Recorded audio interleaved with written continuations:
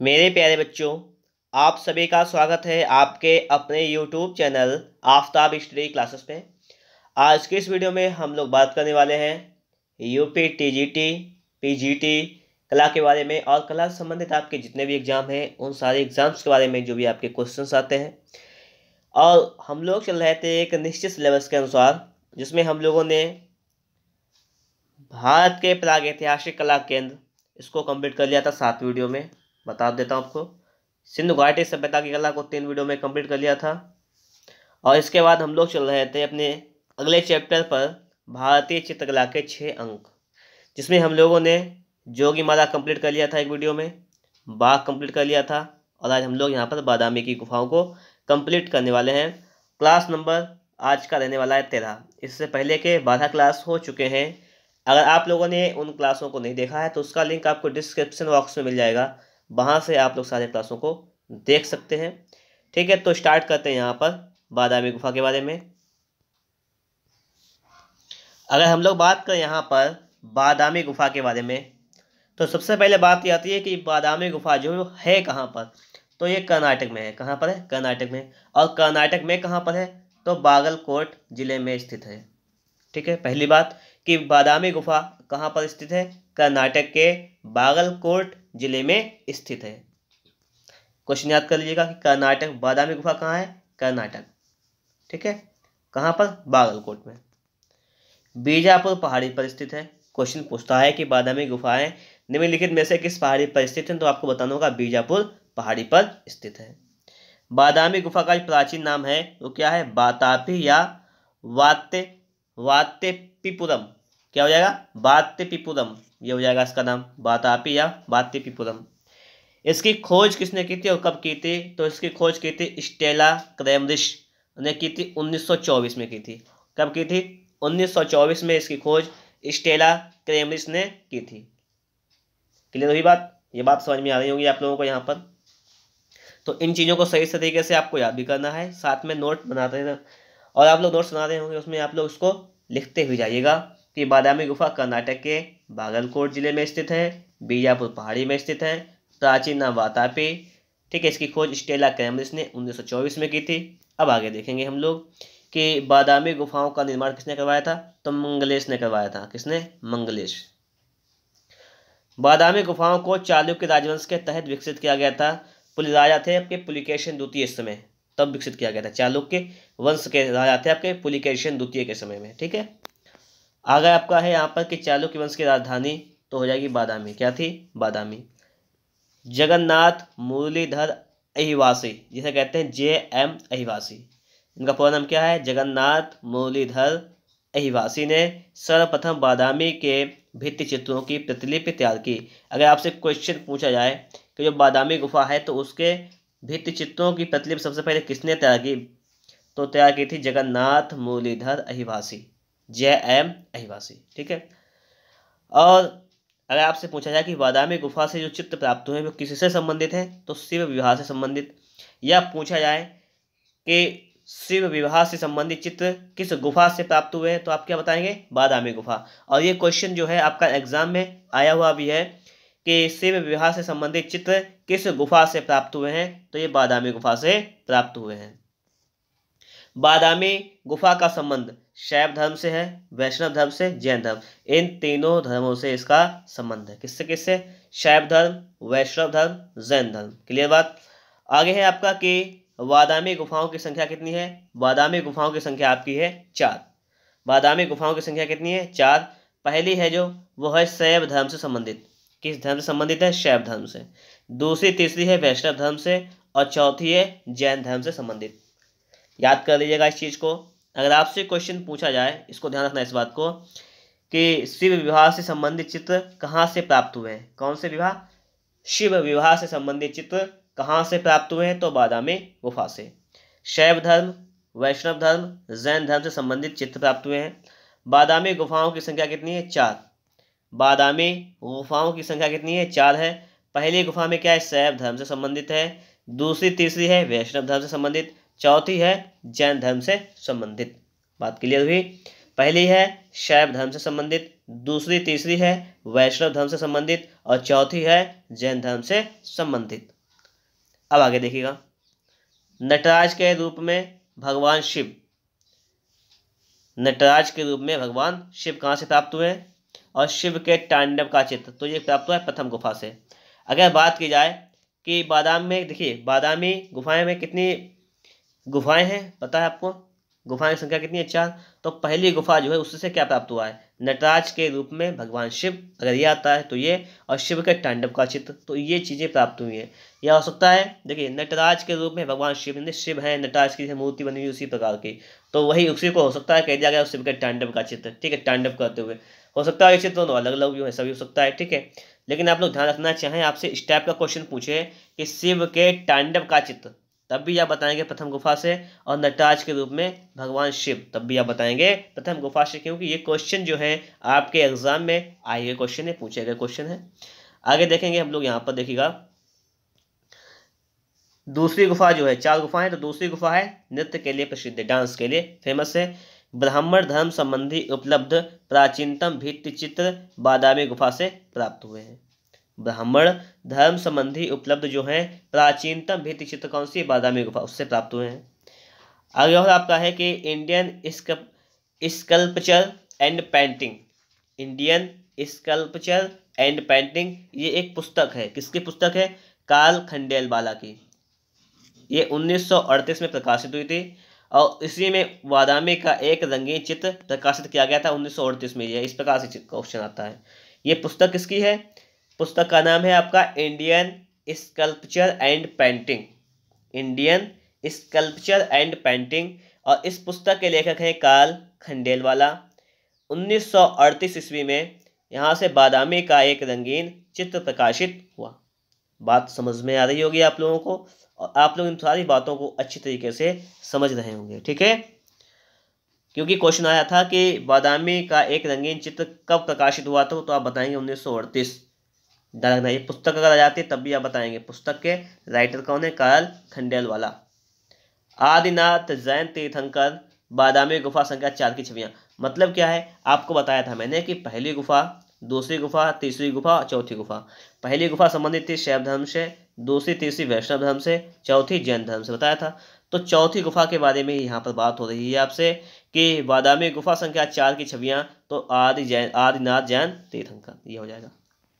आगे आपका है कि शिल्प सज्जा, वास्तुकला, चित्रकारी की दृष्टि से बादामी की चौथी गुफा श्रेष्ठ है। अब अगर आपसे क्वेश्चन पूछा जाए कि शिल्प सज्जा, वास्तुकला तथा चित्रकारी की दृष्टि से बादामी की कौन सी गुफा श्रेष्ठ है, तो आप क्या बताएंगे कि बादामी की चौथी गुफा जो है वो श्रेष्ठ है। और चौथी गुफा की अगर बात की जाए तो चौथी गुफा में भगवान विष्णु की प्रतिमा स्थापित है। किसके, विष्णु भगवान की प्रतिमा जो है वो स्थापित है। तो आपको यहाँ तक की सारी बातें सही तरीके से समझ में आ गई होंगी, ठीक है। अब देखेंगे आगे थोड़ा ऑप्शन दिए गए हैं, थोड़ा सा एक बार फिर से इसका थोड़ा सा रिवीजन करते हैं ताकि ये चीज़ें जो हैं आपको याद हो जाएं, सही तरीके से आप लोग इन चीज़ों को समझ जाएं। तो बादामी गुफा के बारे में थी बात, कर्नाटक के बागलकोट जिले में स्थित है, बीजापुर पहाड़ी में स्थित है, प्राचीन नाम बातापी, खोज की थी स्टेला क्रेमलिस ने 1924 में, ठीक है। और आप लोगों का काम क्या बनता है कि आप लोग इन चीज़ों को अगर अपनी एक नोटबुक पर नोट करते हैं बेहतर तरीके से, तो आपका एक अच्छा सा नोट्स तैयार हो जाएगा। और ये सारी चीज़ें जो हैं, अगर आप लोग जितना मैंने पढ़ा दिया है, आप लोग अगर बैठ कर एक बार रिवाइज कर लेंगे तो सारी चीज़ें आपको रिमाइंडर हो जाएंगी, सब याद आ जाएगा। तो इसलिए कॉपी जरूर बनाइएगा और इसका रिवीजन भी करते रहिएगा। आगे है कि बादामी गुफाओं का निर्माण किसने करवाया था, मंगलेश ने करवाया था, ठीक है। बादामी गुफाओं को चालुक्य राजवंश के तहत विकसित किया गया, और चालुक्य राजवंश की राजधानी क्या थी, बादामी। जगन्नाथ मुरलीधर अहिभासी यानी JM अहिभासी, इन्होंने सबसे पहले बादामी के भित्ति चित्रों की प्रतिलिपि तैयार की थी। क्लियर हुई बात। यहाँ से शिव विवाह से संबंधित चित्र प्राप्त हुए हैं। शैव धर्म, वैष्णव धर्म, जैन धर्म से संबंधित है, ये धर्म है तीनों यहाँ पर। बादामी गुफाओं में 4 गुफाएं हैं, पहली, दूसरी, तीसरी, चौथी। चौथी से जैन धर्म, पहली से शैव धर्म और दूसरी तीसरी से वैष्णव धर्म। नटराज के रूप में भगवान शिव और शिव के तांडव का चित्र प्राप्त हुआ है पहली गुफा से। नृत्य के लिए कौन सी गुफा प्रसिद्ध है, नृत्य के लिए, तो नृत्य के लिए गुफा प्रसिद्ध है आपकी दूसरी। ब्राह्मण धर्म संबंधी उपलब्ध प्राचीनतम भित्ति चित्र बादामी गुफा से प्राप्त हुए हैं। Indian sculpture and painting Karl Khandelwal की पुस्तक है। ठीक है। बादामी का एक रंगीन चित्र यहाँ से प्रकाशित किया गया इस पुस्तक में 1938 में। आदिनाथ जैन तीर्थंकर, बादामी गुफा संख्या 4 की छवियाँ, ये तो पता है आपको, पहले से आप लोग जानते, इतना बताया था मैंने भी। और यहाँ पर अगर बात करें तो शिल्प सज्जा, वास्तुकला और चित्रकारी की दृष्टि से बादामी की चौथी गुफा श्रेष्ठ है। कौन सी चौथी गुफा श्रेष्ठ है? और चौथी गुफा में भगवान विष्णु जो हैं उनकी प्रतिमा स्थापित है।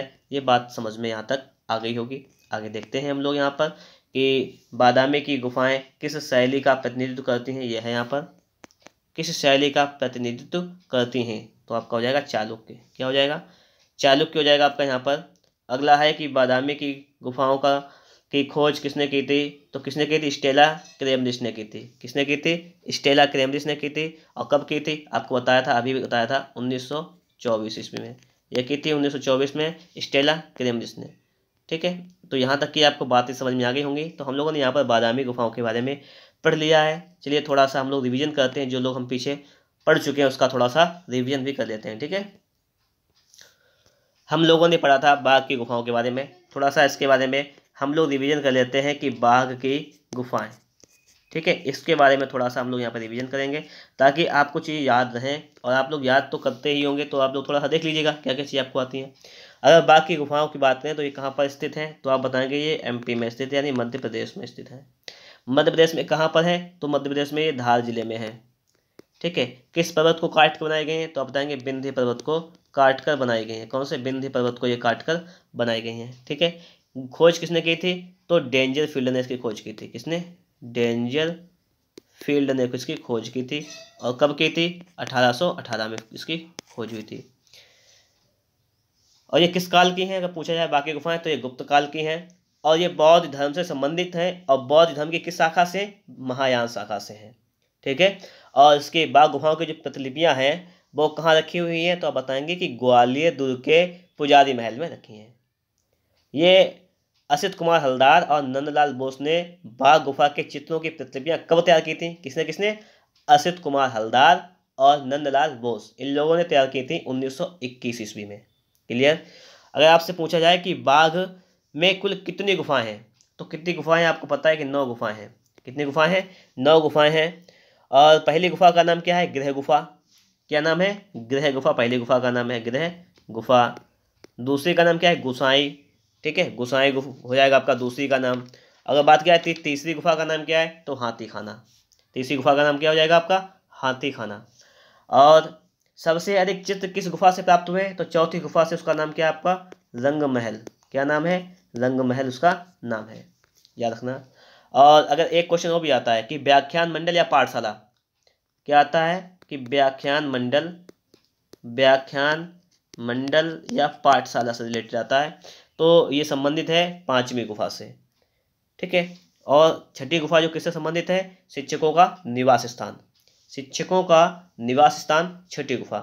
अगर पूछा जाए कि ऐसी बाघ की कौन सी गुफाएं जो पूर्णतः ध्वस्त हो चुकी है, जिनका विनाश हो चुका है, तो वो है 3 गुफाएं, 7, 8, 9। इसको याद कर लीजिएगा आप, लास्ट की 3 है। ठीक है।